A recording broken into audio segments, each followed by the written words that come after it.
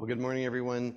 We're going to be going through a really significant and exciting period in Israel's history.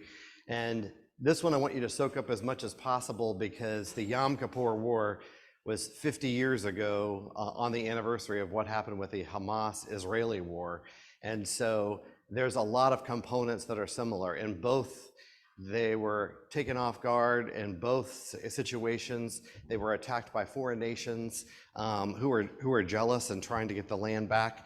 What I want you to realize about Gaza, how long has it been under self-rule? Since 2005, when Ariel Sharon gave away Israeli settlements, forced the Jews to leave, and then he had a stroke right after that and was out of commission for the rest of his life.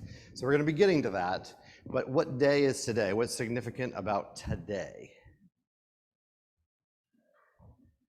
It's the 100th day since all of the captives were taken away into Gaza. So a lot of people are holding vigil in Israel and talking about what's going on because there's still so many that have not been released. So I just think it's really important to understand these things. So on the afternoon of October 6th, Israel was attacked simultaneously on two fronts by Egypt and Syria. With the element of surprise to their advance, Egypt's forces successfully crossed the Suez Canal with greater ease than expected, suffering only a fraction of the anticipated casualties, while Syrian forces were able to launch their offensive against Israeli positions and break through the Golan Heights. So this was a situation, they had intelligence that told them this was going to happen, but they did nothing, and they did nothing, and they did nothing. In the 67 war, Moshe Dayan was very direct, very effective. He was a hero all through the war. In this war, he is just out to lunch. You know, they can't get him to stay focused. They can't get him to do what he needs to do. And Golda Meir, the prime minister, keeps turning to Moshe Dayan over and over again, and he's coming up with nothing. So the intensity of the Egyptian-Syrian assault, so unlike the situation in 1967, rapidly began to exhaust Israel's reserves of stock of munitions. They were in a desperate situation because they're being attacked in the north and being attacked from the south. So this is exactly what's going on right now. What is Hezbollah doing to the north? They're launching rockets. What else? They're trying to start a second front on the war. And then Hamas was actually backed by whom in Gaza? Iran, exactly. Even though the bullets are Russian, all of this is coming to them. So Israel's Prime Minister Golda Meir turned to the United States for aid while Israel's general staff hastily improvised a battle strategy. The reluctance of the United States to help Israel changed rapidly when the Soviet Union commenced its own resupply effort to Egypt and Syria. So we're always fighting a proxy war with Russia. They're supplying Israel's enemies and we're supplying Israel. It's gone on over and over and over again like a tired old record. It's the same thing that's going on with Yemen. It's a proxy war between Saudi Arabia and Iran. Both sides are feeding it. Who are we fighting right now in the Persian Gulf? The Houthis, because they're trying to block trade. We're going to get into that in just a bit. So all this stuff that's part of history isn't dust on the shelf. It's playing into what's happening right now. Basically, the effort for US President Richard Nixon countered by established an emergency supply line to Israel, even though the Arab countries imposed costly oil embargoes and various US allies refused to facilitate armed shipments. So whenever Israel's in trouble, the 48 war, the 56 war, the 67 war, all the nations say, let's just not sell anything to Israel, okay? We all agree? Okay, good, thanks. And that's what happens every single time. Luckily, there was a relationship between Golda Meir and President Richard Nixon, and that changed everything. Can I get a reader for this slide? Go ahead. With reinforcements on the way, the Israeli Defense Force rapidly turned the tide. Israel succeeded in disabling portions of the Egyptian air defenses, which allowed Israeli forces commanded by General Ariel Sharon to cross the Suez Canal and surround the Egyptian Third Army. On the Golan Front, the Israeli troops, at heavy cost, repulsed the Syrians and advanced to the edge of the Golan Plateau on the road to Damascus. On October 22nd, the United Nations Security Council adopted Resolution 338, which called for an immediate end to the fighting. Despite this, however, hostilities continued for several days thereafter and finally ceased on October 26th. Okay, so the United Nations has not done anything good towards Israel. I wanted to put a whole section in here on all the resolutions against Israel. They've published more of them than any other country in the world. Yes?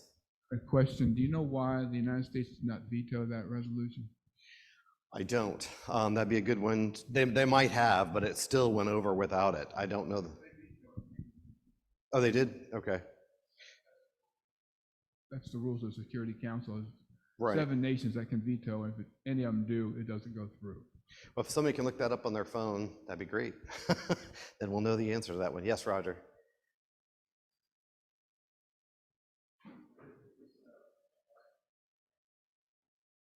Just an extra note about Nixon. Maybe a lot of people know it, but a lot of people weren't aware of it, and I wasn't aware of it until just a few years ago, is that Nixon had said that this may be the very reason I was made president.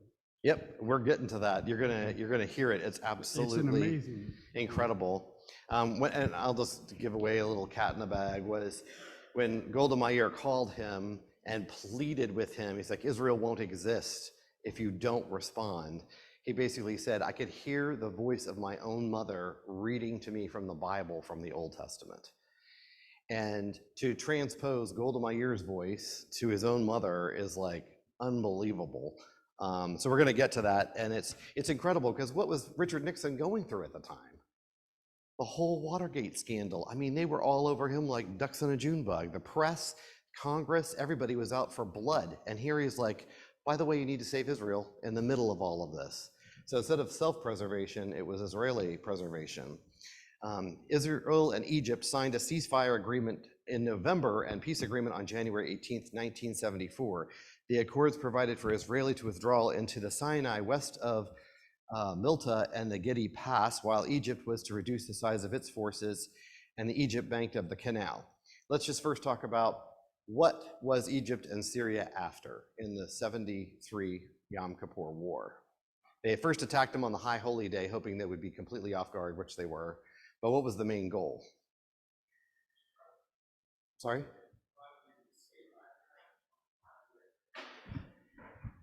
Yeah. Drive them into the sea, get rid of them. So genocide is always the big one, but the second one was to get back all the land they lost in the 67 war, because Syria and Egypt lost the most, okay? So that's why it was such a big deal. And it's so funny because the UN only comes in when Israel starts winning. And they say, we need a ceasefire, we need a ceasefire, we need a ceasefire.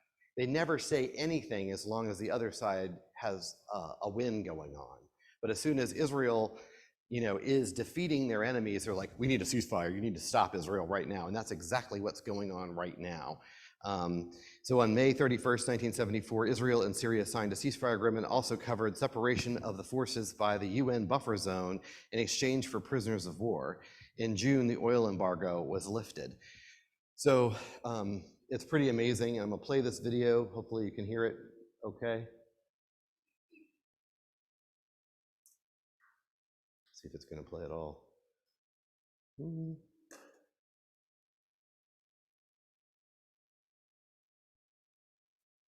Nope, it didn't do it.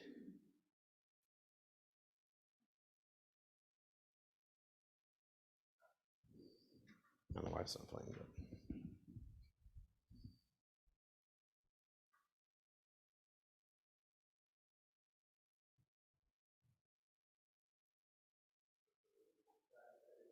Yeah, I checked it this morning. Sorry. It's okay.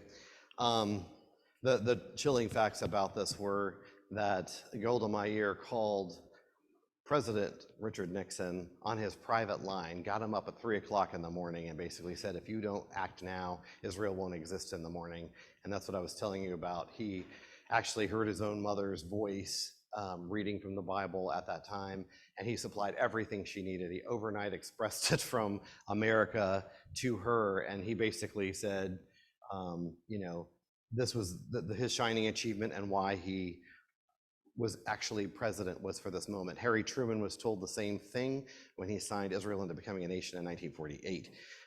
Perhaps most important, America can take comfort in knowing that when Israel's very survival was on the line, their president, already consumed with their overwhelming challenges at domestic front, took decisive action to ensure Israel's survival, not to mention that the Prime Minister Golda Meir would for the rest of her life refer to as Richard Nixon as my president and credit him for saving her country.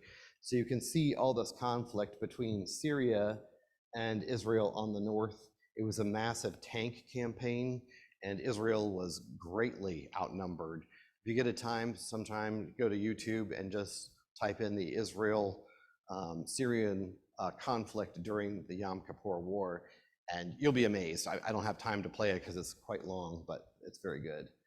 So I want to talk about some principles and some axioms about all this.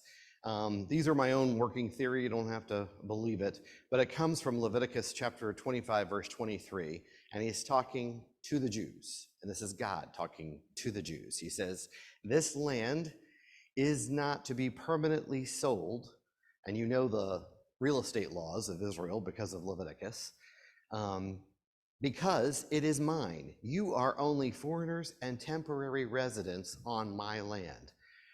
It's amazing if the Arabs had never caught this, but basically God saying the land is my land, but you're my residents in my land. So it's very clear from Leviticus 25:23, this is God's land. So the axioms are this: if you give away my land, there will be severe consequences. Number two, land for peace treaties will never work. The land you give away will become a snare to you, and you will never give you peace. Number three, if you break God's axioms, then you will forfeit your own life. So all of these three things, we're going to see if they hold true, okay? Because it happens over and over again. God granted the Jews success in 67 to take back much of the land that was promised to them and their arch enemy Sadat, when they made a peace treaty and give away what God had given to them. So we're going to see this. We've gone through the 67 war, the 73 Yom Kippur War, and then we're coming right up 5 years later. They had this huge peace accord with President Carter, the Oslo Accords, to give away all this land that they had gotten in the 1967 war. Yes? Interesting conversations amongst the Jews to give up all that Sinai Peninsula because, in the promises to Abraham, they were given from the Nile to the Euphrates. The Nile to the Euphrates, and they've never ever had that. But at that point in history, it's like, well, we got to the Nile. This is kind of exciting, and yet they turn around and give that up. Mm-hmm. When they're kind of halfway there, and we know that they're never going to do it of their own accord, but it'll ultimately be God and Christ that brings that land grab about. But what an exciting time! And then amongst their own ranks, they turn around and give that up.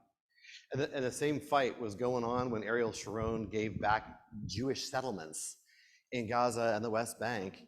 And then he had a stroke right after that. We're going to see that, and his life was ended. So any of the prime ministers who give away their land, you can say, je suis venu, they are gone. They are finished and toast because they gave away God's land. And I'm going to go back to Leviticus 25:23 every time and say, it's God's land. You're not allowed to give it up. As prime minister, this is your job, if nothing else, is to hold on to this land. Because it's not yours. So I'm not going to read all of this, but you all are very familiar with 1 Kings chapter 20. Tell me the story of what happened with King Ahab and Ben-Hadad. Okay, Ben-Hadad was his arch, nasty enemy who wanted to just slay him, destroy his people, take their land, do the same thing that Hamas is trying to do in Hezbollah today. What happened in this story? You can cheat and read it, or you can tell me. Go ahead. Basically, Ahab gets a prophecy saying, or a promise from, I think it's Elijah or Elisha, saying, "You will be victorious, keep on fighting, and wipe him out." And was Ahab a good or bad king, Jacob? Ahab was a bad king during that time, but he has the ability. He wipes out the entire army, and then Ben-Hadad's advisor says, "You know, the kings of Israel, they're nice kings. They don't they'll be nice to us if we make supplications to them." And so that's what they basically did. Is Ben-Hadad, your brother, is so sorry for everything. He asks that you please forgive him. And it's like, "Oh, my brother, of course, of course." And of course, instead of completely wiping out Ben-Hadad and the army, King Ahab spares. And then there's a prophet. And what does the prophet do before he goes to Ahab? The prophet goes up to someone, asks him to strike him, and he won't do it. So he calls down destruction on the guy. The guy dies. He goes to another one. The guy strikes him. He then goes to King Ahab, makes a very similar instance of what the prophet Nathan did to David, doing this whole parable story. And King Ahab gets all upset and says some things that, well, according to your own words, this is how you should be punished. And then the prophet turns it around on him. Prophet turns it around, and King Ahab has the throne taken away from him, basically, because of all this. Yep, and it says right here, so he said, "Is he alive? He is my brother." I mean, you don't do this with your enemies. And that's what's so prevalent here. It says, "Because you released from your hand the man I had set apart for destruction, it will be your life in place of his life, and your people in place of his people." This also happened to King Saul, did it not? What did King Saul do with the king of the Amalekites? Spared him. Right, as a trophy prize. The one person he didn't kill. was King Agag, and you're like, oh my gosh, he is your arch enemy. Why do you do this? You know, it's incredible to me. So this is the principle that we keep seeing in Israel's history, is that when God gives them the victory over their enemies, they turn around and make best buddies out of them. I'm like, what in the world is going on? It's quite puzzling to me as to why they would do this. So we're getting into this land for peace deal. I'm hoping this video will play. So at a ceremony on the White House lawn presided over by President Jimmy Carter that took place this day, 1979, Egypt and Israel, having fought for 4 wars since 1948, signed a formal peace treaty. The Egyptian President Anwar Sadat and Israel Prime Minister Menachem Begin signed the agreement. The accord came with 16 months after Sadat had traveled to Jerusalem, an unprecedented move by an Arab leader that angered much of the Muslim world, to meet with Begin and address the Israeli parliament. In September 1978, the two leaders met again under Carter's auspices in the United States, where they negotiated a framework deal known as the Camp David Accords. So where was this done? Camp David, which is in Maryland. And this is where he brokered this deal between the two of them to make this happen. Hopefully this video will play. No. Is there a reason why these won't? I mean, is this brought up as a PDF or is it brought up as a PowerPoint? I played them this morning. That's why I don't get. Did you use the new one this morning or the old one? Okay. Will you try the old one? Because maybe the old one will work. I don't know why these aren't. Yep. Thank you. I'm sorry. Yep. Just while that's coming up. So I'm a bit rusty on this, but it's interesting when you throw the US into this, that the US has got to tread kind of carefully, right? Because they don't want to lose all their sweet oil deals in the Middle East. But in the same breath, Christian nation trying to like back Israel. So it comes out with these peace accords, and we still end up immediately after this with the oil crisis. Is that correct? Yes. So we should have just backed Israel completely, because it would have came out the same in the end anyway. Absolutely. That's a great point because so many times it just doesn't work. Thank you. I don't know why the new one doesn't work. So I'll play this one.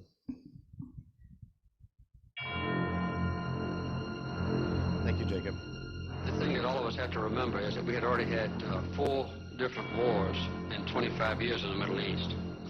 Every time the American worldwide nuclear forces had been placed on alert was a result of the combat in the Middle East. The Middle East is... What isn't stated there, yes, there's 4 wars. The first war, the 48 War of Independence, all these nations came and attacked Israel. Not Israel's fault. The 56 war was a Suez War that Great Britain and France brokered a deal telling Israel to please go ahead and go over the Suez Canal. The third war, they were attacked again by the Arabs in 1967, and the same thing in 73. So did Israel start any of these wars? Not a one. So it's kind of like Carter's like, well, you guys, you cause conflict in the Middle East. It's like, because we're here, because we exist, because we breathe. That's the only issue. So I just want you to understand, he's not seeing the whole an picture. area of tremendous concentration of long-standing historic hatred, distrust, based on race, religion, and a fight over precious land. And these complicated issues had to be addressed in order to make sure we had peace not only in that region, but also that our country in the future wouldn't be faced with the prospect of a war in which we were directly involved. Peace in the Middle East had eluded statesmen for nearly 30 years by the time Jimmy Carter took office. Tension in the region had again reached a crisis point by 1978. In July, President Carter decided on a bold stroke. He invited 2 historic enemies to sit down together at Camp David to negotiate peace. It would take all his skill at personal diplomacy to get an agreement between Anwar Sadat of Egypt and Menachem Begin of Israel. Sadat kind of looked upon himself as a modern-day pharaoh, the leader of a nation, in fact, the leader of the entire Muslim world. He was bold, courageous, general in his approach, not given to concern about specific issues or details or semantics or the use of words. He saw things in strategic terms, and he wanted an overall settlement. He didn't want to leave to subordinates the responsibility of trying to conclude the more difficult and contentious issues. He was willing to address them himself. He came to Camp David looking for a comprehensive settlement. I think, if anything, Sadat trusted me too much. Begin was also a very strong and forceful and courageous political leader. He had been raised in an environment where he was the opposition, constantly condemning not only what the British did and what others did outside Israel, but even what the incumbent political leaders in Israel did themselves. He was thrust into the leadership and assumed it without reticence and with a great deal of gratification and enthusiasm. Begin was a semanticist. He liked to deal in words and minutiae, and whenever the pressures got on him, instead of retreating into strategic concepts and considerations, he retreated into details, and he liked to fiddle with words. Begin came to Camp David with the idea of just dealing in generalities and not with those very contentious and difficult specifics. He wanted to have a general statement of what we might do in the future, and then turn it over to his Secretary of State or Foreign Minister and his Defense Minister to conclude the agreements in the future. This obviously wouldn't work. And I think instead of trusting me too much, as was the case with Sadat, Begin probably didn't trust me quite enough. After the first few days at Camp David, the differences separating Sadat and Begin seemed insurmountable. The 2 men refused to even sit down again at the same table. With the summit threatening to collapse, President Carter moved to overcome the impasse by developing his own peace plan. Day after day, he doggedly pursued an agreement. In the highly charged atmosphere, he continually challenged Sadat and Begin with fresh proposals and counterproposals in an effort to hammer out a framework for peace. The 13 days brought a steady, tedious, laborious, most often discouraging, incremental move toward agreement. The hotspots, unfortunately, were those crisis moments when either Begin or Sadat announced that they were leaving, that they were giving up in hopelessness and animosity and disgust. And then I had to induce them to stay for a few more hours or maybe another day and give me a chance to find some common ground. On one occasion, when Begin was completely committed to leave, I carried some photographs of his grandchildren over, and I had found the name of all 8 grandchildren. I had written them on the photograph. Begin looked at them in a perfunctory way, and then he saw the name of his little children, whom he loved, and we started talking about our grandchildren and how the world might affect them adversely if we couldn't find peace. He changed his mind and decided to stay. On another occasion, I was informed that Sadat had packed his bags, directed the Egyptian delegation to leave, and called for a helicopter to go back to Egypt. I was distressed with this, and I went and visited Sadat in his cottage, closed the door, and we had one of the most intense human encounters that I have ever experienced. I told Sadat that if he did leave, he would be violating his word of honor to me, that he would not walk out, that it would destroy the relationships between him and me, which we both considered to be very valuable, and it would also damage the relations between our 2 countries and brand Sadat as the obstacle to peace. So he thought about it a while and said, we'll stay. And from then we began to make ever more progress. The restraint on Sadat was concern among his own Egyptian delegation that he was going too far, that he had made concessions in recognizing Israel that would not be accepted in the Arab world. But Sadat courageously said, that's not the most important thing. The most important thing is peace. On the 12th day, September 16th, 1978, a final agreement was reached that would become the foundation for the future pursuit of peace in the Middle East. A prophet once said that peace is infinitely harder to make than war. Camp David was not an end, but a beginning. The legacy of Camp David, 6 months after Go on to the next one.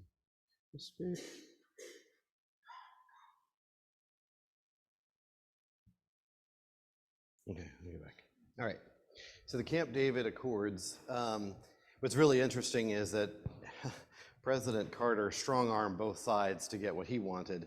But the thing is that a third party brokering peace is just about getting the agreement for international press. It isn't about living with those conditions afterwards. And so all 3 of these men have tragic fallout after this happens. So angered by all Arab states, Egypt was suspended from the Arab League. Egypt gets entangled in a border war with Libya. On October 6, 1981, Sadat was assassinated during the annual victory parade in Cairo to celebrate Egypt's crossing of the Suez Canal. So all these things happened immediately thereafter because the Camp David Accords were started in 78, but not signed until later and made official. Istanbuli emptied his assault rifle into Sadat's body where he was in front of the grandstand, mortally wounding the president. In addition to Sadat, 11 others were killed, including the Cuban ambassador, the Armani general, the Coptic Orthodox bishop, and Samir Hemli, the head of the Egyptian Central Auditing Agency. 28 were wounded, including Vice President Hosni Mubarak, the Irish Defense Minister James Tully, and 4 U.S. military liaison officers. So this is what happened right afterwards to Sadat. He was assassinated by his own people. Egypt was kicked out of the Arab League, and they gave up this land for peace deal. Now they got a border war with Libya, and they're fighting for their land. So did this turn out well for Egypt? Not really. So the assassination squad was led by Lieutenant Qaid Istanbuli. After the fatwa approved the assassination had been obtained, Istanbuli was tried, found guilty, sentenced to death, and executed in firing squad in 1982. Sadat was succeeded by the Vice President Hosni Mubarak, whose hand in injuring during the attack. Sadat's funeral was attended by a record number of dignitaries from around the world, including rare glimpses of attendance from 3 former presidents, Ford, Carter, and Nixon. So let's see what happened to Menachem Begin. In 1978, the Camp David Accords were signed, and they did not go into effect until 4 years later, 1982. So do you see these guys have died before it even goes into effect? I mean, that's chilling. There was widespread approval for the peace deal until the land was given away. Before he resigned from office, he had more success that he won around the world. He bombed the Iraqi nuclear facility on June 7, 1981 with Israeli Defense Force called Operation Opera. That is a monster success. It's still called the Begin Doctrine. And he basically flew this with the Israeli Air Force and stopped this nuclear threat in Iraq. I'm surprised they still haven't used the Begin Doctrine to do the exact same thing with Iran. It formulated a new Begin Doctrine. On no account shall we permit an enemy to develop weapons of mass destruction against the people of Israel. Who's doing that right now? Iran. It's unparalleled. After Begin's wife, Eliza, died in November 1982 while he was away from an official visit in Washington, D.C., he was thrown into a deep depression. He basically didn't recover. And that's the same year it all went into effect. Begin also became disappointed with the war in Lebanon because he had hoped to sign a peace treaty with the government. President Bashir was a gay male who was assassinated. Instead, there was mounting Israeli casualties and protests outside his office, maintaining a constant vigil with a sign showing the number of Israeli soldiers killed in Lebanon, which was constantly updated. Begin also concluded that it was plagued by ill health and occasional hospitalizations that he endured for years. In August 1983, he resigned, telling his colleagues, "I cannot go on any longer." He handed over the reins to the office of Prime Minister to his old comrade in arms, Yitzhak Shamir, who had been the leader of the Lehigh resistance to the British. He died in March of 1992 at the age of 78. So his end was miserable. He basically resigned the next year after it went into effect in 1982. Does anybody remember those times? Yes. What happened in 1982 in the United States in Beirut, Lebanon? Yep, the bombing of the barracks that went on there. When I was in public affairs up at Fort Meade, Maryland, my professor, Mr. Jordan, was the journalist there on the ground when it happened, and we got an earful about that whole event. So let's look at what happened to Carter. Can I get someone to read the slide? Not good things happened to President Carter either. Why did he resign, Begin? He was in horrible depression. His wife had just died, and he was very ill himself. So all 3 of these men, they signed this peace accord, and I'm just saying, you don't give God's land away and get away with nothing. I think you walk away with it in every single instance with great harm. So does that answer the question? Yep. Okay. President Carter proved no friend to the Jews or Israel during these peace talks and forced the Israelis' hand to make this deal with Egypt. During the Carter administration, inflation rose to unprecedented levels. There was high unemployment and extremely slow growth. 1978, Love Canal controversy and the Superfund site, 800 families, 500 houses built over hazardous waste.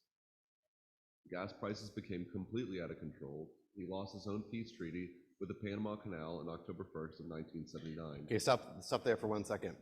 So I can't believe this. Like, he gave away Israel's land, and what did we lose? The Panama Canal, which we paid for and built. So, I mean, it's just incredible. It's like you don't get out of this with nothing happening to you. And, you know, the Love Canal controversy was huge. And all those people who went to court, they didn't get settlements until 25, 30 years later. It was such a mess. So all this stuff happened. Who bought a house in the 70s? Anybody? Bill, what was the interest rate in the late 1970s? You're kidding. I know. It dropped down from 20%. They were very lucky to get it at 6.5%. Yes, Randy.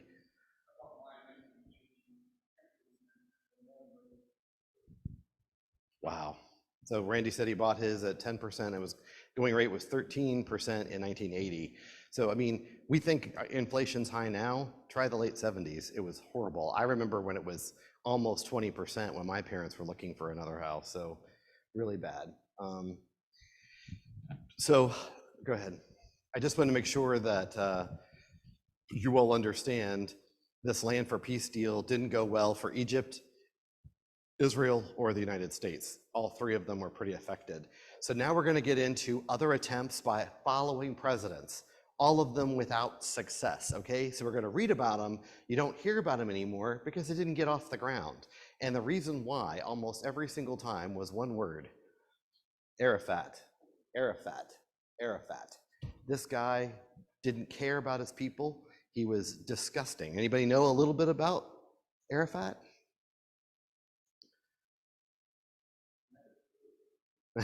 He never shaved. He was a disgusting human being. I mean, I don't want to get into all of it, but there was nothing good about him, and he never wanted to make a deal because why? If he made a deal, what would happen? Yeah, he probably get assassinated, but more than that, he could never keep up the pressure on Israel. He could never try to get what he really wanted was the genocide of the Jewish people. So he could never commit to any kind of peace. And he was offered it all by Bush, by Clinton, by everybody else who came after. So can I get a reader for this slide real quick? Just raise your hand, that'd be great. Beth, thanks. On March 6, 1991, President George Bush told Congress the time has come to put an end to the Arab-Israeli conflict. Bush's declaration was followed by 8 months of intensive shuttle diplomacy by Secretary of State James Baker, culminating in the Madrid Peace Conference in October 1991. The conference, co-chaired by Bush and Soviet President Mikhail Gorbachev, was attended by Israeli, Egyptian, Syrian, and Lebanese delegations, as well as a joint Jordanian-Palestinian delegation.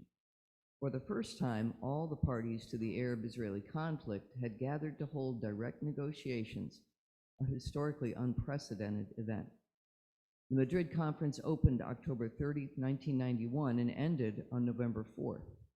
Though the parties largely stuck to their traditional positions and did not negotiate seriously with each other, they nevertheless agreed to remain in dialogue. King Hussein and the Israelis likewise decided to move forward independently of the Madrid framework, holding direct talks which produced a peace treaty by October 1994. So that's the only thing that yielded anything out of this Madrid Peace Conference. I just want you to see every president of the United States has been involved in this since Truman, and it's always very interesting what Johnson did during the Six-Day War, what Richard Nixon did during the Yom Kippur War, what Carter did to give back all this land that Israel had taken back to Egypt, and what Bush did trying to get a peace deal here that didn't go anywhere or off the ground. Can I get another reader for this one real quick? Go ahead. Thank you. Bilateral talks between Israeli officials and their Arab counterparts would begin in Washington in December 1991, while multilateral negotiations began in Moscow in January 1992. From the beginning, the bilateral talks were generally regarded as the more significant of the two tracks. While these talks acquired greater momentum following the election of Israeli Prime Minister Yitzhak Rabin in June 1992, they failed to yield results before the Clinton administration took office. Ultimately, the Israeli, Jordanian, and Israeli-Palestinian tracks established at Madrid would be circumvented by the parties themselves. Frustrated by the Palestinian delegation's inability to move forward without Arafat's approval, the Israelis decided to negotiate directly with the PLO, culminating in the signing of the Declaration of Principles on September 13, 1993. King Hussein and the Israelis likewise decided to move forward independently of the Madrid framework, holding direct talks which produced a peace treaty by October 1994. Yep, so that one is really significant. And then we're going to I'm just going to mention that there's 2 intifadas during this time. So Bush couldn't get any results, so Clinton was after it too. So it's sort of like the brass ring for all American presidents. Can you be the president who brings peace to the Middle East? And every one of them have tried. I think it's interesting that Trump tried to do it as the peace accords and by putting the Israeli embassy in Jerusalem, which was a rather bold move. So there's 2 intifadas between 1998 and 1992, which is a lot of destruction, and took place basically, the first intifada, if you look at the timeline, is the red one, and then the second intifada is between Ehud Barak and Ariel Sharon, and that one, you can see it ends in 2005. That's when he decided to give away all the Israeli settlements back to the Palestinians, and that one ends in total disaster. So, say it again. It's basically a holy war of Muslims against the Jews. Yes, I'm sorry? Shake it off? Okay. Not like the song Shake It Off, but very close. So Deuteronomy says, how could one man pursue 1,000 and put 10,000 to flight unless their rock had sold them, unless the Lord had given them up? And the reverse is true when they're serving the Lord. So this one I'm just going to cover very quickly, and then next week we'll pick up, because I know we're almost out of time. The Oslo peace negotiations was another monumental disaster. Now we're up to President Clinton, and he's like, I'm going to make it one of my cornerstones of my administration, that I am going to bring peace to the Middle East. Arafat and the PLO were offered everything. Complete autonomy, run your own government, have all the land that we took in 1967, and it got nowhere. So can I get a reader for this one real quick? Go ahead. The sense that there would be peace if only Israel would give up its sovereignty over the occupied territories and allow autonomy to reign among the Palestinians is manifest in the utter folly of the Oslo Accord. Oslo, thank you. Arafat would never agree to the plan nor to support peace. Instead, he ramped up his intifadas against Israel. Clinton said to Arafat, "You have made me a failure." So that's the big line. Clinton had done all these efforts, and he basically squarely, and you know how liberal Clinton was, he squarely pegged this on Arafat and said, you're the failure here. You're the weak point that caused all of this. Keep going. Rabin's approach towards the Oslo Accords was puzzling. According to his advisors and members of cabinet, he never discussed the long-term implications of the interim agreement that he reached with the PLO. He kept all his deliberations on this monumental matter to himself. This almost unbelievable development has been explained as a function of Rabin's personality and style of leadership. So thank you all so much for your attention, but this is the 100th day of what has happened to the captives in Israel. So remember them and pray for them, because this Yom Kippur war has a lot of parallels with what's happening right now. Thanks.